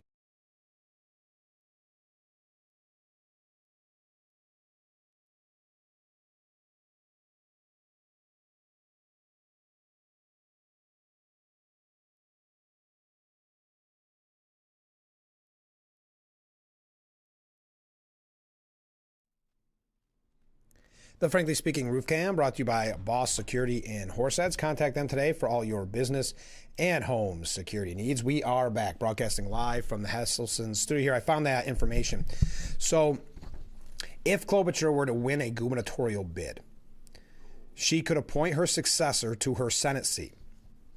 Perhaps even Governor Walz, whose decision to forego re-election cleared her path. According to town hall columnist Dustin Gage, he tweeted out, "My same sources who helped predict Tim Walz's rise to becoming Kamala Harris's running mate say that Walz doesn't believe he can win a statewide race. So now the plan is to clear the way for Amy Klobuchar so she can appoint him to the U.S.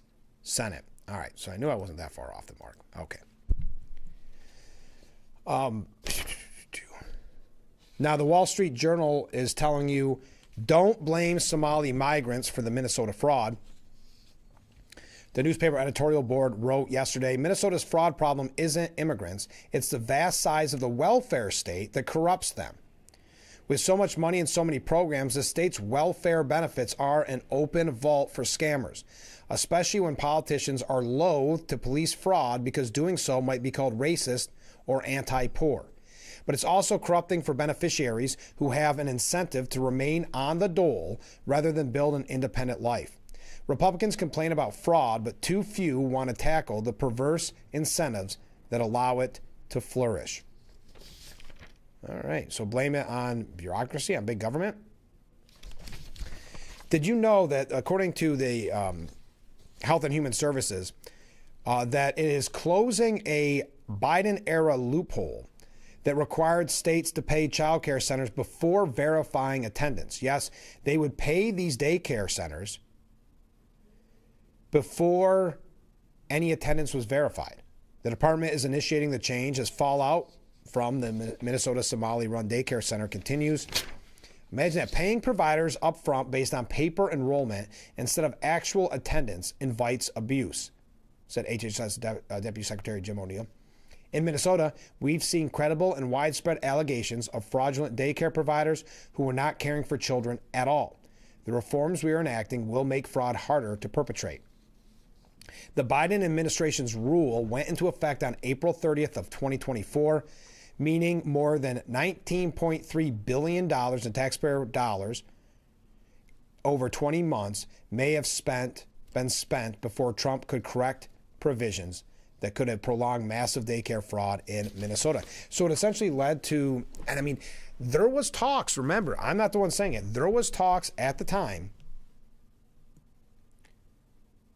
Oh, thanks for the message. I don't know why that would be. I don't know what is going on with the mic, because it's definitely a computer issue. I'll put it that way, because nothing has changed with the mic. How long does it go? Your voice is fuzzy. Good morning. Thank you. The second time this morning. It goes on for, what, about 10 seconds, give or take? Oh, so you can't, oh, you are still able to understand what I'm saying. It's just fuzzy. Okay, thank you. We'll get someone to look at that. I do appreciate it. I just don't know what it could be because nothing changed since we went on the break. I'm sorry to get on that. We'll continue. All right. But thank you to everybody who let me know. I do appreciate it. The Somali ambassador to the United Nations is linked to the shady Ohio healthcare company and the Medicaid fraud scandal. Somali's ambassador to the UN is linked to an Ohio home health care provider that previously engaged in Medicaid fraud, according to a top official with the Department of Health and Human Services.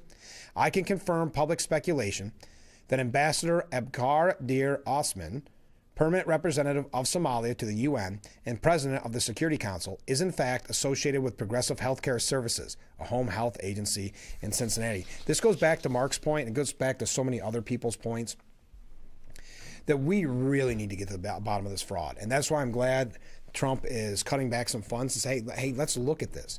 Let's get the information. Because if that's just in Minnesota, where you have billions upon billions of dollars being misspent from taxpayers, from you and I in Minnesota, from the people of Minnesota, but actually at federal level too, so you and I, and nothing was done about it because they're in fear of being called Islamophobic or anti-poor or whatever the case may be, anti-immigrant. So Walz, ultimately, it cost him his career unless, again, I know that's conspiratorial, but unless they do have something in place where if Klobuchar wins, they appoint him to Senate, but who knows if he could win another term in Senate. But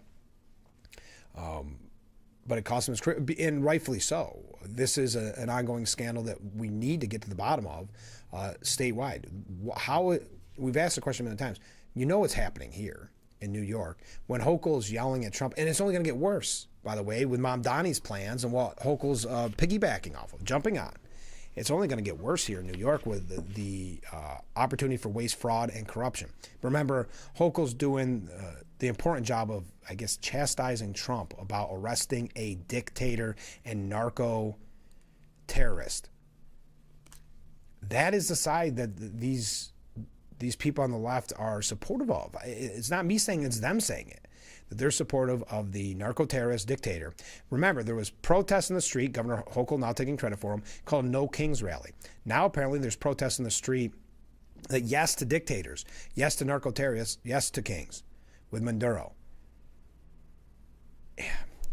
It's very, very frustrating. All right, we do have to take a short break. When we come back, a couple of updates, a couple of things about New York State. We can go back and talk about some more on Venezuela. I do have a really cool local piece that I don't want to run out of time on, and then we'll talk a little bit about. Yeah, we may have a little bit more on Venezuela. Just looking at the time, maybe not. We'll see. Some comments coming in. Stay with us. We'll be right back with Frankly Speaking here on WYDC TV. Big Fox. We will be right back. William Mattar has been a great brother, but I was surprised to learn how many people knew he was my brother. William Mattar's on this? Oh, brother. Because when Big Insurance finds out that he's on a car crash case. So who's on this? They hired William Mattar. Oh, brother. Word travels fast. You know, they got Mattar on this. Mattar? Oh, brother. Hurt in a car? Call my brother, William Mattar. 444-4444. Give kids time. Just 5 minutes a day. Ask them how they're feeling. And listen.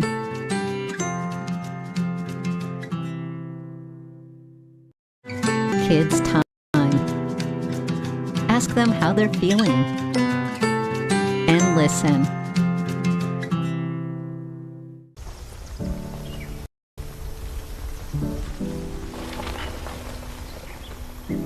Sophia A., grade 4, absent, because transportation was absent. Julio M., grade 6, absent, because Wi-Fi was absent.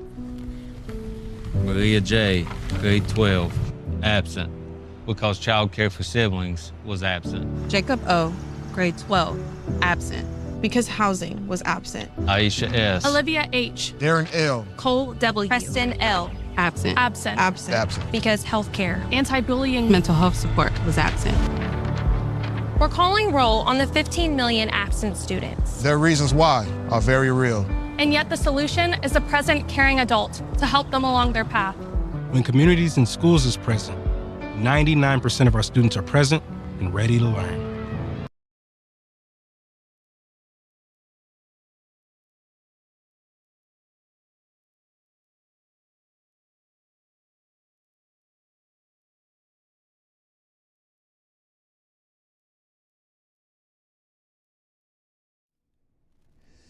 The Frankly Speaking Roof Cam, brought to you by Boss Security in Horseheads. Contact them today for all your business and home security needs.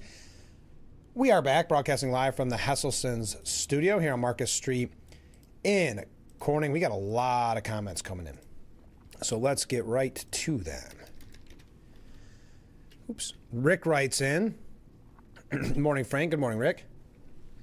Lots to talk about. Let's cut FEMA. Are the states ready to take it over? We haven't had a natural disaster since November 5th, 2024.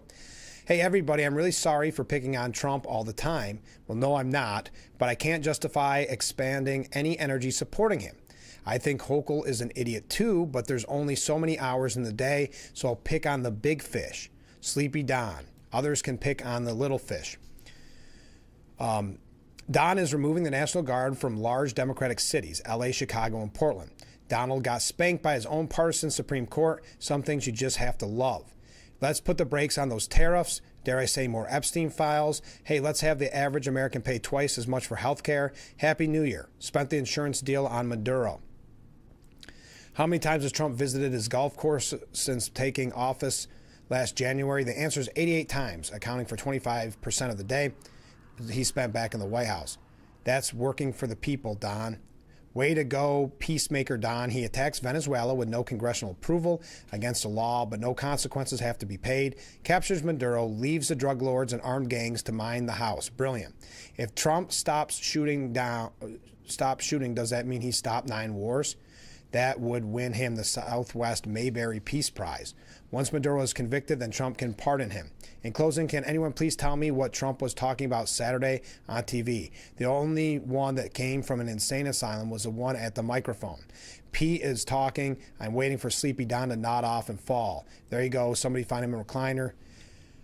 This could be an interesting week. Thanks, Rick. Mark writes in, let's get this straight. Tim Walz was told to back out by the Democrat Party. He was making them look bad. I think it was just, well, maybe. I think it was to open the door for the potential for, so the Democrat keeps, because the scandal's growing so much, the Democrat keeps the seat. But yes, I do think he was making them look bad, but there's other people involved in this making him look bad, or making the Democrat Party look bad. So I'm not sure if that was the only reason. I'm sure there was a lot of Democrats that told him to get out, don't get me wrong. And he was, I'm sure, told to back out. But I think there was more to it than just making them look bad. It's probably because of the investigations that will take place because of this. Who knows?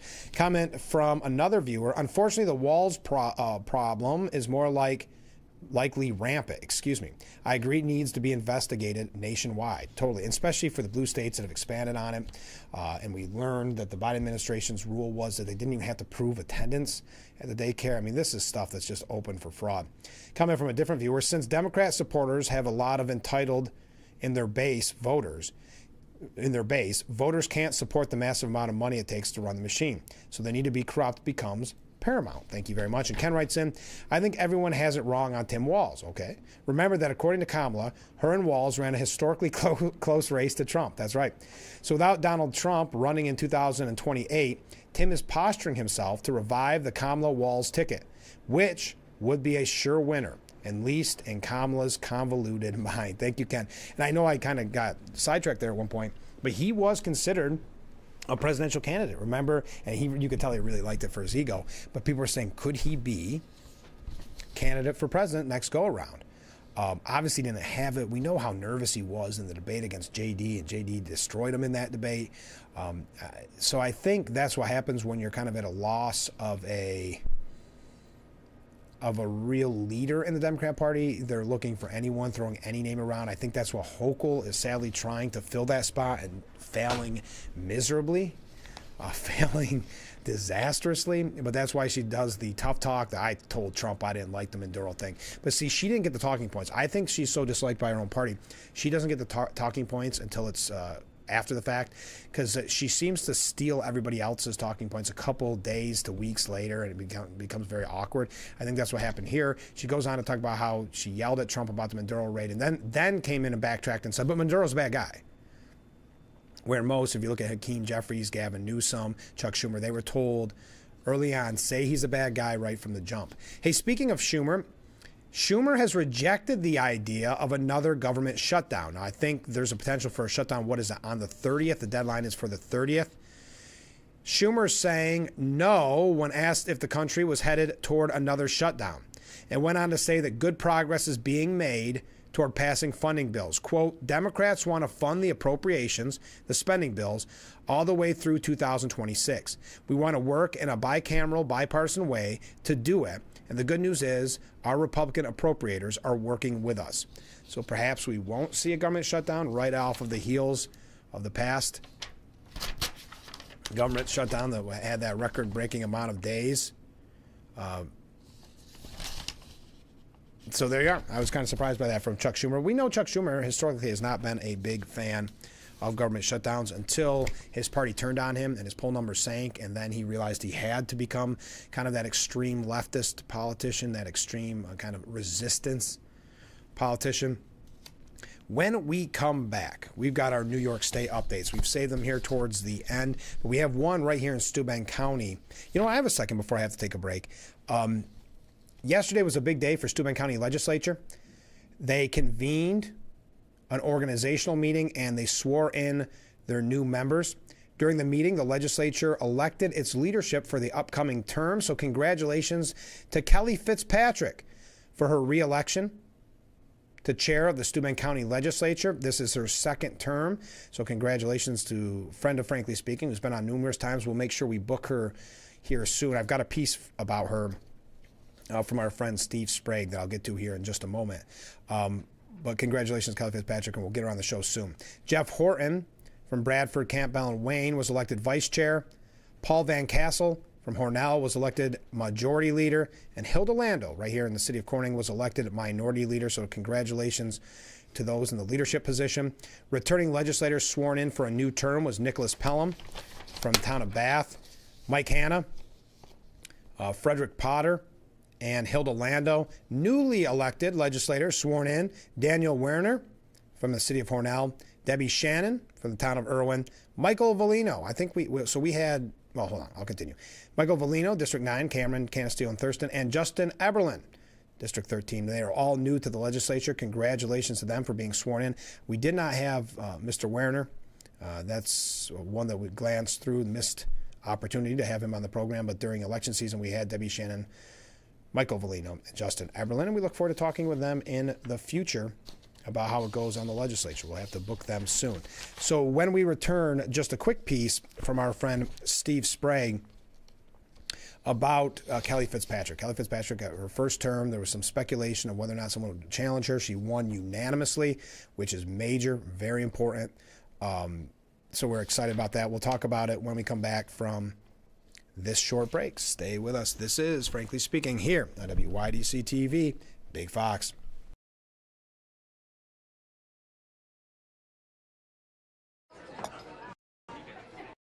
You've been putting back a few, and a few becomes a few too many. For a moment, you think about calling for a ride. Nah, you live nearby. What's the worst that can happen? You get pulled over, your insurance goes up, you lose your license, you total your car. kill someone. Hi, this is Till, owner of Hesselson's in Amara Heights. At Hesselson's, we care about your well-being and overall health, whether it's relieving stress, muscle recovery, increasing circulation, or just revitalizing the body. Hesselson's now has 2 complete line of infrared and traditional rock saunas in our new and expanded showroom. Come in today and see why owning a sauna is the start of your new healthy lifestyle. Hesselson's is still locally and family-owned and operated in Amara Heights. After 70 years, it's still fun to poke in the corners at Hesselson's. When a child is fighting a critical illness, one truth touches us all. Every child deserves a childhood. A wish sparks a ripple of hope that transforms communities far and wide. And when we grant wishes together, we create a movement of kindness, strength, and unity. Become a wish maker today and be part of a journey that truly. The Frankly Speaking Roof Cam brought to you by Boss Security in Horseheads. Contact them today for all your business and home security needs. We are back broadcasting live from the Hesselson studio, taking a break. We've been talking about Tim Walz this morning, Venezuela. You can weigh in on either of those. A few other things as well. We'll get to more New York State issues. I did want to mention this because Kelly Fitzpatrick has been on the program in the past, as well as Steve Sprague. And you can find this piece. We're not going to be able to read the whole thing, but you can find this piece at the Hornell Sun.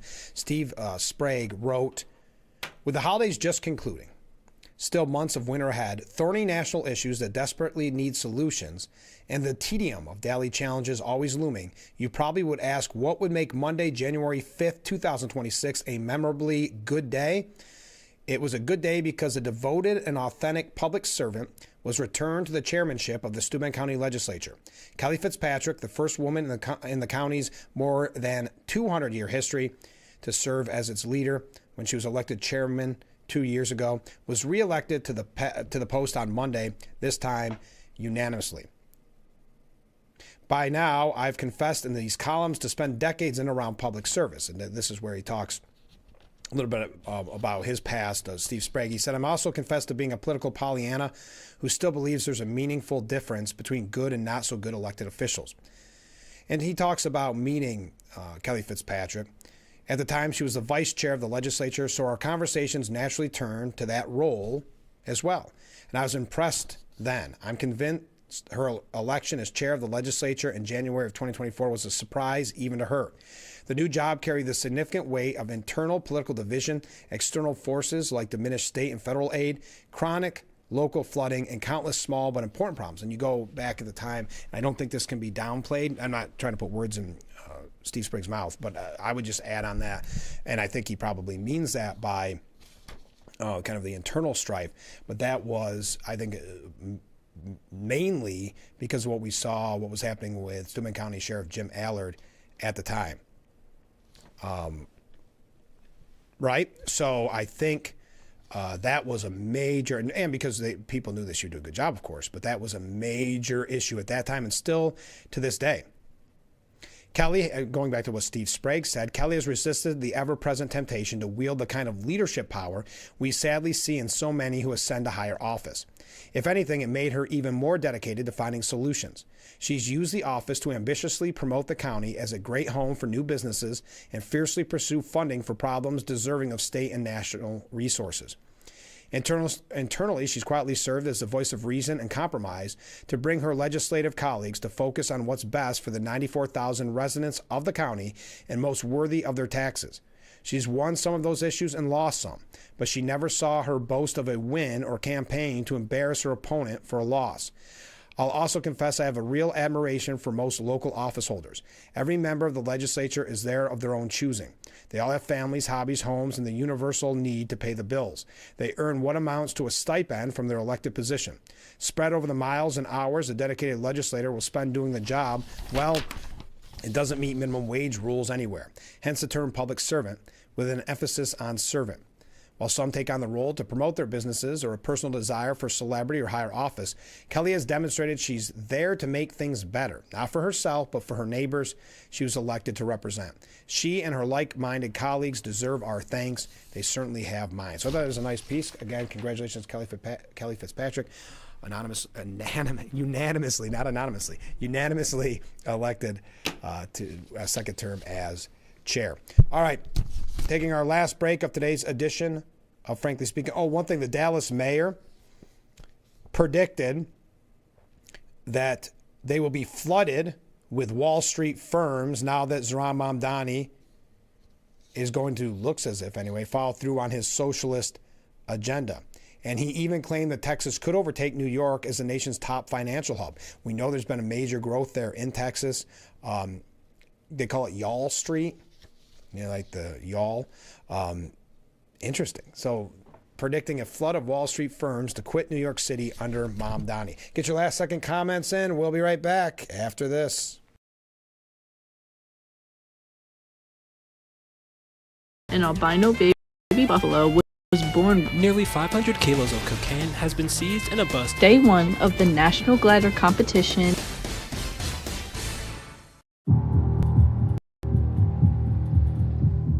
United Way fights for the health, education, and financial stability of every person in every community. Will you?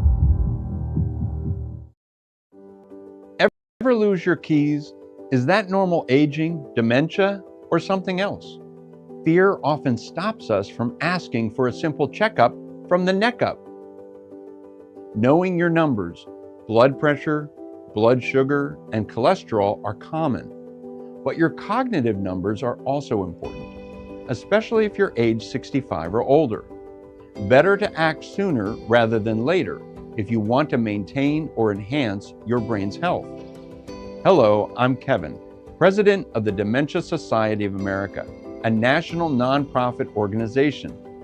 I'm excited to offer you a free guide filled with tips for better brain health and important facts about dementia, care planning, and much more. Go to 1-800-DEMENTIA.org or call 1-800-DEMENTIA. Your brain will thank you.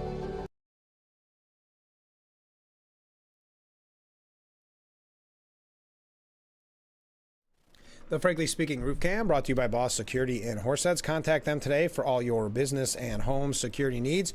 We are back broadcasting live from the Hesselson studio, wrapping up today's edition. Can Governor Hochul sell the legislature, sell the legislative Democrats on her all-of-the-above energy push? I don't know how much of this is really truthful in the all-of-the-above. I'm glad that she's having the conversation, but I think a lot of it has to do with rising energy costs, people blaming her and her reelection. That's why we enter the new year with the electric mandate not yet in place. Governor Hochul waiting for appeals court to rule on electric building mandate. So making some maneuvers, but I don't think now with the win of Mamdani and a party that believes that that's a way to win in the midterms and not wanting to get challenged by a Democrat Socialist of America candidate, I don't think you see too many Democrats in the legislature really working in the Assembly or in the Senate. I don't see them working for an all-of-the-above approach or looking in any way, shape, or form as being even minusculely moderate. I just don't see that. All right, well, we got a couple seconds here. As we had mentioned earlier when we were talking about Venezuela, there are many in the Democrat Party calling this an impeachable offense with the arrest of Maduro. This is perfect bookends. We start with Maduro, we end with Maduro. America's allies and foes used the United Nations meeting yesterday to criticize the capture of Maduro. I don't know if you're watching that. I happened to catch a little bit of it. U.S. envoy Mike Waltz, different than Tim Walz.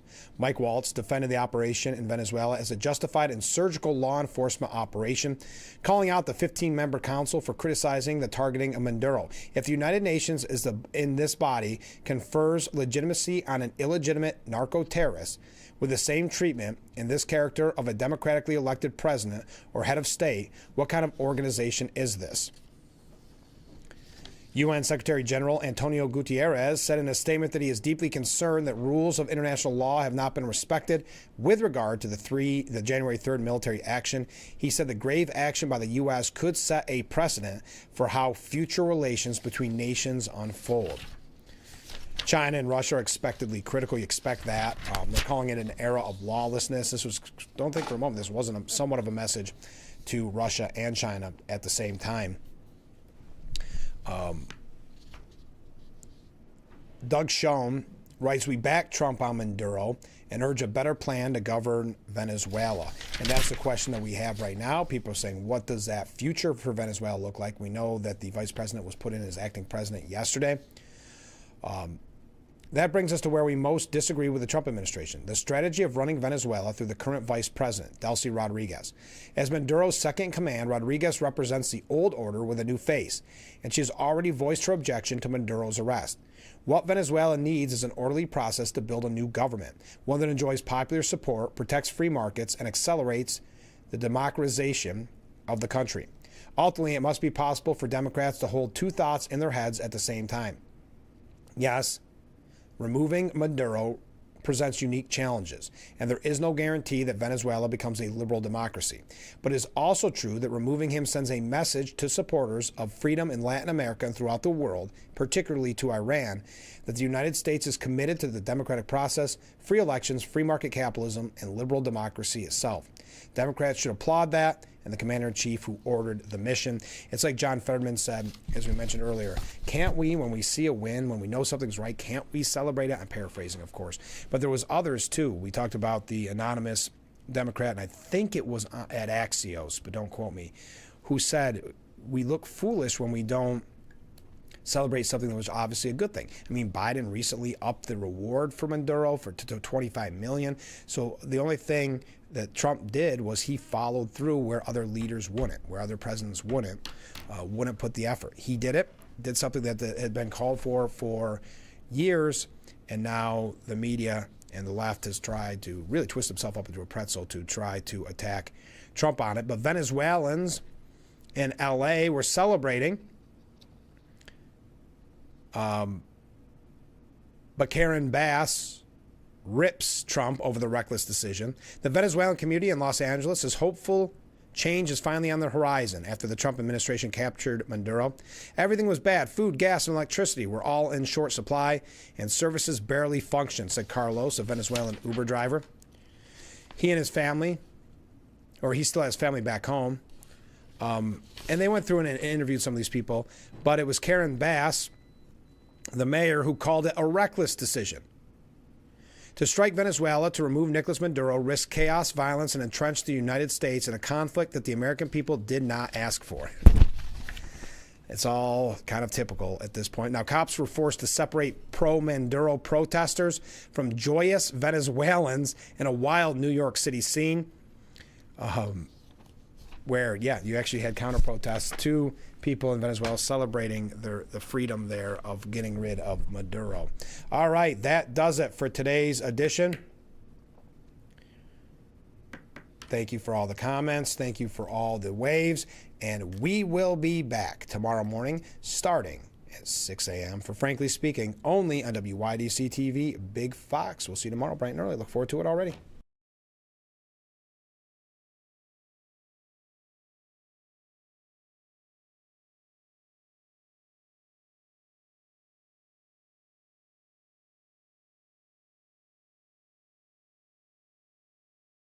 This isn't your father's library. Create with the 3D printer. Release your inner audio engineer or sewing machine riddles, all with your library card. Go to getyourlibrarycard.com today.